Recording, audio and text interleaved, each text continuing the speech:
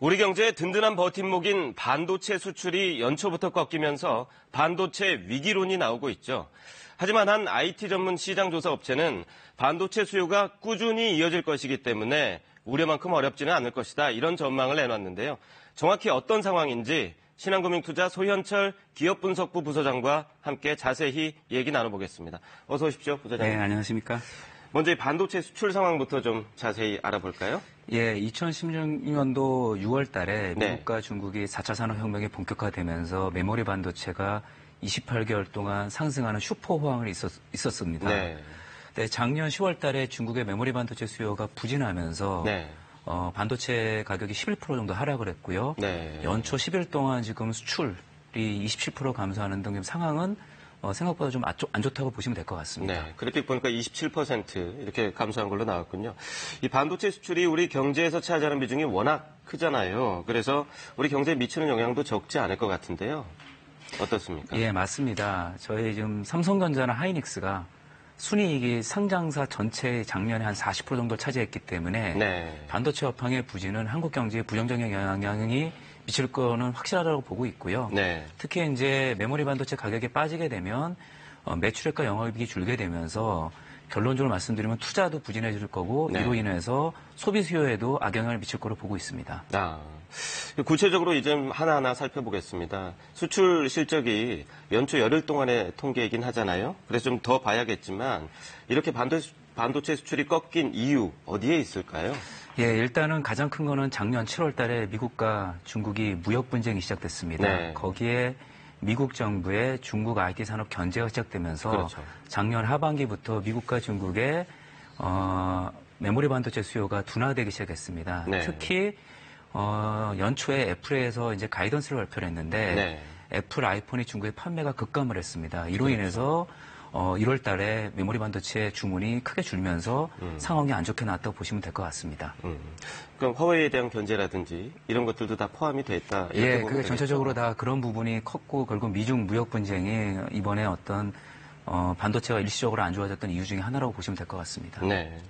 이 글로벌 업계 1위죠. 삼성전자가 지난해 전체 실적으로는 사상 최고였잖아요. 그런데 4분기 실적이 기대에 못 미쳐서 어닝 쇼크다 이런 얘기들을 많이 했지 않습니까?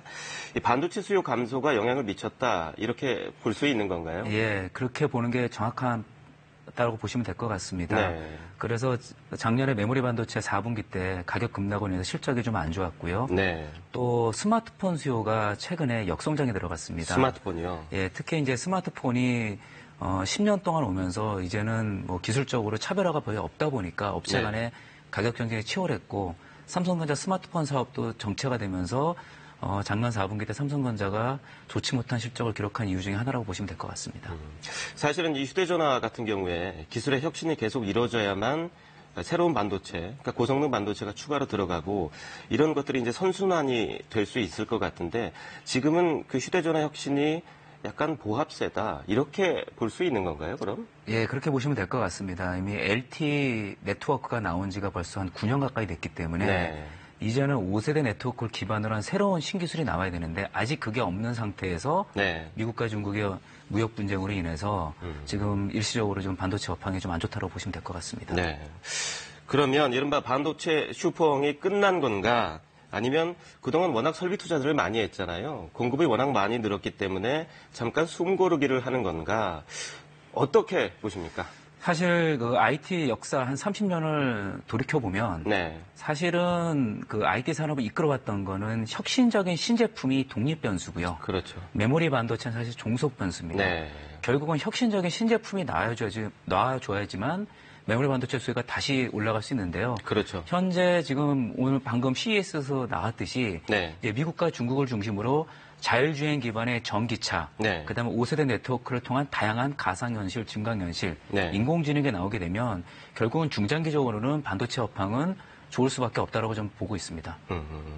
앞서 저희가 CES 소식을 전해드렸잖아요. 말씀하신 대로 자율주행 자동차, 또 첨단 제품, AI, 인공지능이 들어간 제품들이 대거 이제 선을 보였기 때문에 아직 상용화 단계에 있는 것들은 많지 않지만 어쨌든 중장기적으로 볼 때는 반도체 수요가 또다시 늘 수밖에 없을 것이다. 고성능을 요구하고 있기 때문에 이런 전망에 대해서는 어떻습니까? 맞는 겁니까? 100% 동의하고 있습니다. 네. 그래서 사실은 저희 나라가 4차 산업혁명이 가장 잘 되어 있는데 우리가 세계에서 가장 먼저 5세대 네트워크를 상용화해가지고 그렇죠. 여기에 기반으로 된 새로운 제품 우리가 내야지 우리가 IT 산업의 독립 변수를 이끌어가야 하는데 지금까지는 저희가 사실 종속적인 역할이 많았는데 네. 이런 부분을 바뀌기 위해서는 5세대 네트워크, 가상현실, 증강현실 우리가 먼저 해서 우리가 테스트 마켓이 되게 되면 우리가 반도체 업황을 끌고 갈 수 있는 상황이 될 수 있습니다. 그렇죠. 그래서 이제는 저희가 이제 과거와 달리 혁신 주도의 경제 성장을 네. 가속화하지 않게 되면 우리도 어려질 수밖에 없다라고 보고 있기 때문에 이 부분은 우리가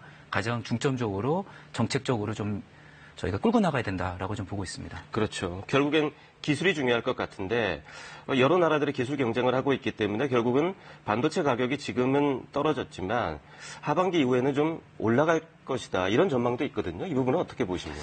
일단 저는 키 이슈는 미국과 중국의 무역 분쟁에 대한 네. 해결책이 좀 중요한 것 같습니다. 그렇게 되게 되면 다시 그 메모리 반도체 수요가 올라갈 거로 보고 있기 때문에 그렇죠. 이 부분이 키라고 보고 있고요.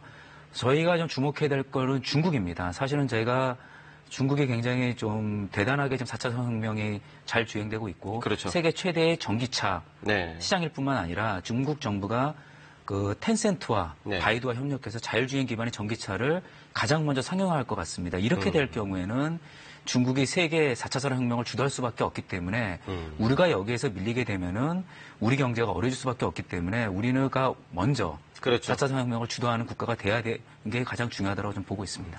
결국에는 4차 산업혁명의 기반 기술을 누가 주도권을 갖고 가느냐가 이 부분이 포인트가 될 것 같은데요.